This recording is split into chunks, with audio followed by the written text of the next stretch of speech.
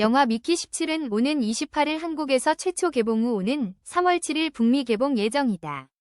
영화 미키 17은 미국 작가 에드워드 애슈턴의 소설 미키 7을 원작으로 했다.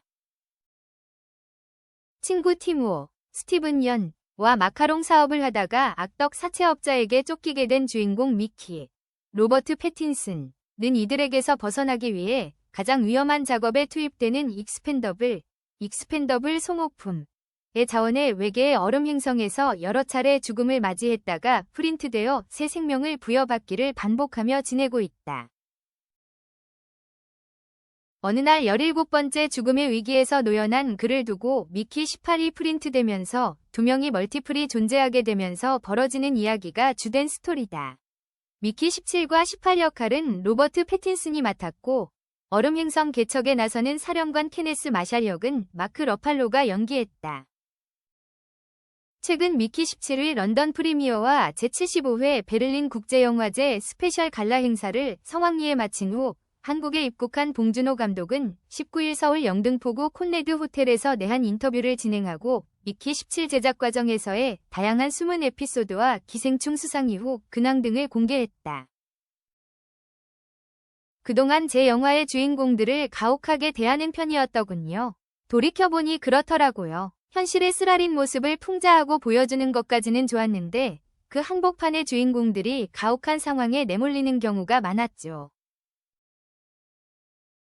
미키를 둘러싼 상황도 가혹하죠. 직업이 죽는 것이니까요. 이보다 가혹한 상황도 없는 것 같아요. 하지만 그럼에도 그것을 극복하는 모습을 그리고 싶었어요. 미키라는 캐릭터는 착하고 좀 얼빵한 인물인데 로버트 패틴슨이 잘 소화해줬어요. 측은하고 손에 잘 보게 생긴 이 캐릭터를 배우 본인도 화를 못 낼 것처럼 생겼잖아요. 그런 상태에서 미키 18이라는 화도 낼 줄 알고 똘끼도 있는 친구가 나와서 때려 부수기도 하니 좀 시원해지죠. 또 여자친구 나샤와의 사랑도 있어요. 나샤가 든든하게 옆에서 지켜주기에 이번 주인공은 파괴되지 않을 수 있었죠. 제 영화 최초로 사랑 이야기가 나옵니다. 그렇다고 멜로 영화라고 주장하는 것은 아니에요. 엄연한 SF 영화이죠. 다만 멜로도 일부 존재한다고 할 수 있겠네요.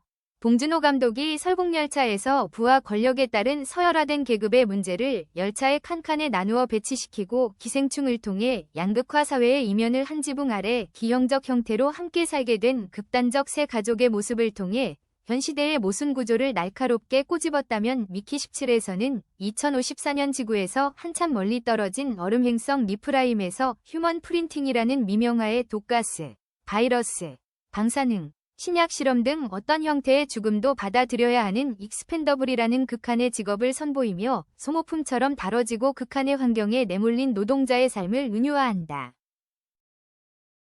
계급 문제라고 하면 거창하게 느껴지기는 하지만 주인공이 죽는 직업을 지녔으니 꽤 불쌍한 인물이죠. 죽을 가능성이 높은 임무를 부여받고 죽기 좋은 현장에 투입이 돼요. 제목이 미키 17인데 17번 죽었다는 뜻이죠. 그야말로 극한 직업이에요. 죽을 때마다 새롭게 프린팅이 돼요. 복제인간 클론과는 상당히 다르죠. 프린트에서 서류 뽑듯 사람이 출력이 돼요. 그 자체로 비인간적이지 않나요? 원작 소설에서 미키 7인데 원작 소설에서도 휴먼 프린팅이 다뤄집니다. 로버트 패틴슨이 출력된다는 생각만 해도 가슴 아프지 않나. 극한 직업에 극한 처지에 놓인 노동자 계층이라고 할까. 계급 문제도 자연스럽게 스며들 수 있었다. 영화가 계급 간 투쟁을 다룬다거나 정치적 깃발을 들고 있지는 않습니다. 다만 이 친구가 얼마나 불쌍한가 하는 측면의 미키 성장 영화로 봐주시면 좋겠어요.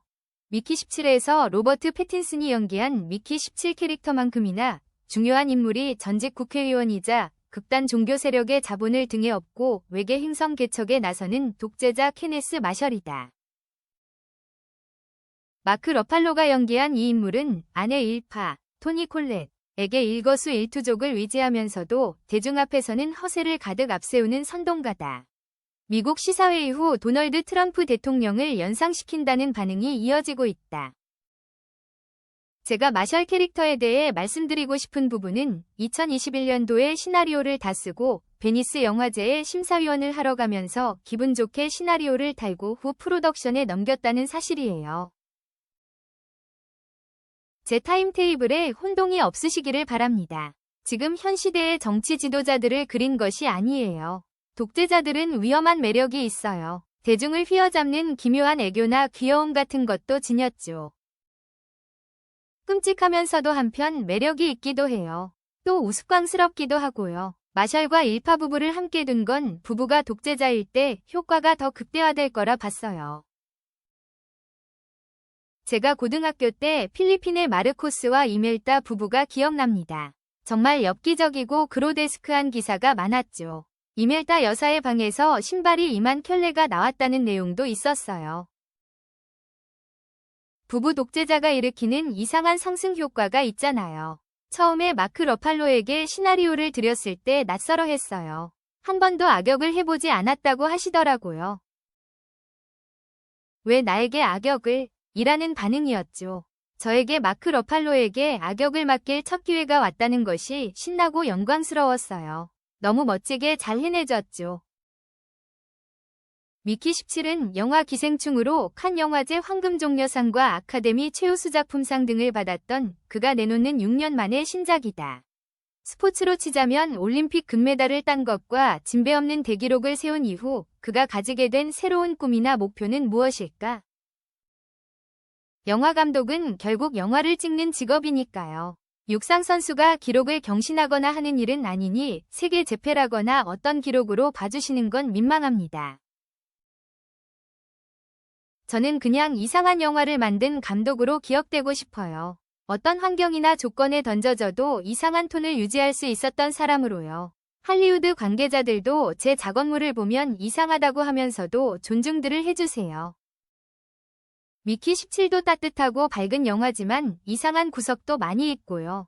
앞으로 제 행보는 이미 기생충 전부터 준비해왔던 애니메이션을 계속 준비 중입니다. 어떤 상을 받았으니 다음에 이래야 해라거나 어떤 작품의 결과가 이러했으니 그 다음에는 이렇게 해야 해는 아닌 것 같아요. 그저 진행되어 오던 작업을 계속 해나갈 따름입니다. 시리즈 제안도 많이 받고 있는데 제가 작품을 찍는 속도로 봤을 때는 지금은 도저히 그 속도를 만들어내기 어려울 것 같아요. 아직까지 극장의 위기를 이야기하고 있습니다만 조만간 한국 극장들이 다이나믹하게 작동될 것이라고 낙관하고 있습니다.